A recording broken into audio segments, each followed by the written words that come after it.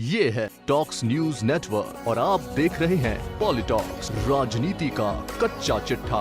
उत्तराखंड विधानसभा चुनाव के लिए बीजेपी, कांग्रेस सहित तमाम राजनीतिक दलों ने अपनी तैयारियां शुरू कर ली हैं। सभी दल ये अच्छे से जानते हैं कि प्रदेश की सत्ता की चाबी पहाड़ी आबादी के पास है, लेकिन जो गैर पहाड़ी समुदाय है वो भी चुनाव में अपनी अच्छी खासी भूमिका निभाते हैं। ऐसे में सभी दल इन क्षेत्रों पर अपनी नजर गड़ाए बैठे हैं। वहीं बीजेपी के नजरिए से देखें तो 2022 विधानसभा चुनाव के लिए खटीमा सीट हॉट सीट बन चुकी है। प्रदेश के मुख्यमंत्री पुष्कर सिंह धामी भी इसी सीट से विधायक हैं। ऐसे में सीएम धामी अपनी विधानसभा क्षेत्र के वोटरों को लुभाने की कोई कसर नहीं छोड़ रहे। तो वहीं कांग्रेस ने भी सत्ता में वापसी के लिए कमर कस ली है। कांग्रेस ने हल्द्वानी में विजय शंखनाद रैली के जरिए चुनावी बिगुल फूंक दिया है। ऐसे में कांग्रेस और बीजेपी अपनी अपनी जमीन मजबूत करने पर जुटे हैं। आगामी चुनाव में अगर बीजेपी की बात करें तो उनके लिए प्रदेश में एक के बाद एक मुख्यमंत्री चेहरों में किया गया बदलाव टर्निंग पॉइंट साबित हो सकता है। ऐसे में मुख्यमंत्री पुष्कर सिंह धामी के लिए पार्टी का सत्ता में वापसी करवाना बहुत ही मुश्किल होगा, लेकिन फिर भी सीएम धामी अलग ही रणनीति के तहत आगे बढ़ रहे हैं।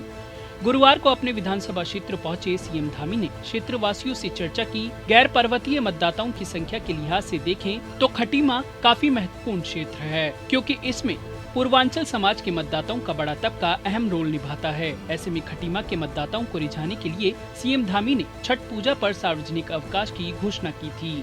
इसके अलावा धामी ने पूर्वांचल समाज के एक बड़े तबके को छठ पूजा के लिए 4 बीघा जमीन देने की भी घोषणा की। कुल मिलाकर धामी इस महत्वपूर्ण गैर पहाड़ी समुदाय को रिझा गए। वहीं एक बार फिर धामी ने गैर भाजपाई मुख्यमंत्री एनडी तिवारी की तारीफ कर दी। खटीमा पहुंचे पुष्कर सिंह धामी ने एक सभा के दौरान कहा कि भले ही एनडी तिवारी की राजनीतिक विचारधारा अलग रही, लेकिन उन्होंने तिवारी से बहुत कुछ सीखा। धामी ने कहा कि विकास पुरुष रहे तिवारी को कांग्रेस ने हमेशा नजरअंदाज किया, लेकिन भाजपा उन्हें सम्मान देती है, इसीलिए पंतनगर में सिडकुल उनके नाम से घोषित किया गया। तो वहीं कांग्रेस ने भी हल्द्वानी में चुनावी बिगुल फूका है। हल्द्वानी के रामलीला मैदान में हुई विजयी शंखनाद रैली में उत्तराखंड कांग्रेस के तमाम बड़े नेता नजर आए। राजनीतिक जानकारों की माने तो कांग्रेस द्वारा विजय शंखनाद रैली का आयोजन सही समय पर किया गया है। अगले कुछ दिनों में भारतीय जनता पार्टी के राष्ट्रीय अध्यक्ष एक बड़ी रैली करने वाले हैं।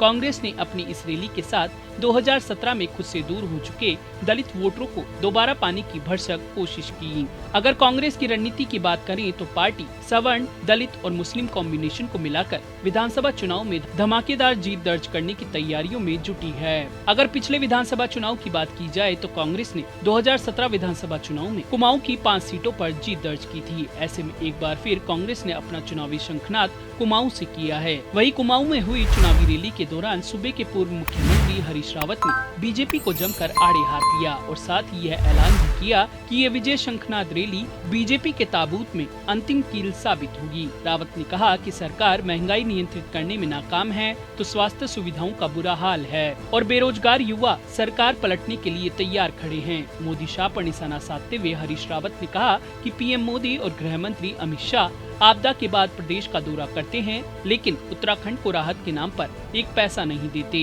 रावत ने कहा कि जिस डबल इंजन की बात करके 2017 में बीजेपी सत्ता में आई थी, वो नारा अब पूरी तरह फेल हो गया है।